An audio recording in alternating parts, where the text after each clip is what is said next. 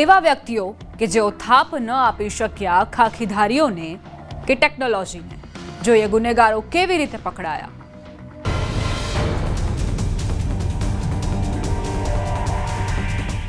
વડોદરાનું Sayajiganj police station કે જ્યાં બહાર પાર્ક એક કાર નંબર GJ6LB8161, બસ આ નંબરની કારને વડોદરા પોલીસની ટીમ શોધવામાં લાગી હતી, કારણ કે જે ગુનામાં આ કારનો ઉપયોગ થયો તેના આરોપીઓ આ સફેદ રંગની કાર લઈને ભાગી ગયા હતા। પોલીસ માટે ઘાસમાં તણખલું શોધવા સમાન અપરાધીઓને પકડવા માટે એક કાર જ હતી જે માત્ર તેમની પાસે ખડી હતી। પોલીસે વડોદરા રેલવે સ્ટેશન બહારના સીસીટીવી કેમેરા ચકાસ્યા, ન ફક્ત ત્યાંના પરંતુ પ્લેટફોર્મ નંબર 6ના પણ સીસીટીવી ફૂટેજ ચકાસ્યા। એક બાદ એક કાર જે રસ્તેથી પસાર થઈ ત્યાંના તમામ રસ્તા ઉપરના સીસીટીવી ચેક કરાયા। સાથોસાથ હ્યુમન સોર્સ પણ કામે લગાવવામાં આવ્યું હતું અને ટેકનિકલ સર્વેલન્સના આધારે તપાસ જોરશોરથી ચાલી રહી હતી કે હાથ લાગ્યો કાર માલિક અને ચહેરા બેનકાબ થયા 4 વ્યક્તિઓના।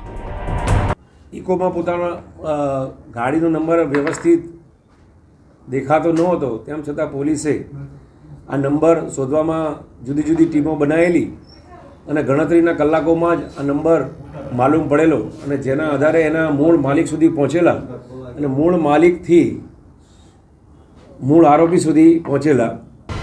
રાજસ્થાનના દૌસાના ચોડિયાવાસના ઢાણીનો 23 વર્ષીય કમલસિંહ ચારણ કે જે ફેબ્રિકેશનનું કામ કરે છે, તેની સાથે તેનો મિત્ર બ્રિજેશ મીણા, રોહિતાસ મીણા પણ મજૂર તરીકે આવ્યા હતા। વડોદરાના ઇમરાન નામના કોન્ટ્રાક્ટરે કમલસિંહ સહિતના યુવકોને ફેબ્રિકેશનના કામ માટે વડોદરા બોલાવ્યા હતા, જે કામ માટે 14 જુલાઈએ ત્રણે વાપીથી ટ્રેનમાં વગર ટિકિટે વડોદરા આવ્યા અને પ્લેટફોર્મ નંબર 6 પરથી નીકળ્યા। તે સમયે એક સફેદ રંગની કાર આવી અને તેઓની આગળ ઊભી રહી ગઈ, જેમાંથી 3 વ્યક્તિઓ કારમાંથી નીચે ઉતર્યા હતા। એક લૂંટારૂ કમલસિંહ પાસે ગયો અને ગળામાં ચાંદીની ચેન તેને આપવા કહ્યું, તો કમલસિંહે ચેન આપવાની ના પાડતા કમલસિંહના ગળામાંથી ચાંદીની ચેન ઝૂંટવી લીધી।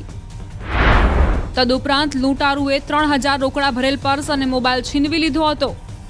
આ દ્રશ્ય જોઈ કમલના મિત્રો ગભરાઈ ગયા હતા અને ત્યાંથી ભાગી ગયા હતા। લૂંટારૂઓ લૂંટ કરી કારમાં અરુણોદય ગેંડા સર્કલ તરફ નાસી ગયા હતા, જે અંગેની ફરિયાદ નોંધાવાઈ હતી। આ તરફ પોલીસે પણ સર્વેલન્સ ટીમો એક્ટિવ કરી ગણતરીના કલાકોમાં જ વડોદરાના ફતેપુરામાં રહેતા અક્ષત સંદીપ કંસારા, ઝફર રસુલ દિવાન, અનમોલ ઈશ્વર ચૌધરી, કાર્તિક અશોક મશારે નામના વ્યક્તિઓને દબોચી લીધા હતા। પોલીસે આરોપીઓ પાસેથી કાર, મોબાઈલ ફોન, ચાંદીની ચેન સહિત કુલ 2.34 લાખનો મુદ્દામાલ જપ્ત કર્યો હતો। આ ઇકો ગાડી લઈને આવ્યા હતા। ઇકોનો ગાડીનો કલર પ્રસ્થાપિત થયેલો, કલર આધારે અમે થોડો નંબર મેળવવાનો પ્રયત્ન કર્યો હતો અને પછી નંબર જુદા જુદા સીસીટીવી ઇલેક્ટ્રોનિક સર્વેલન્સના માધ્યમથી અમને પૂરી વિગત મળેલી અને એના માલિક સુધી પહોંચ્યા હતા અને માલિકે પછી ફેરવવા માટે એમના મિત્રને આપેલી અને મિત્રોએ આ ગુનો કર્યો હતો અને 4 આરોપીઓને અમે ધરપકડ કરી છે।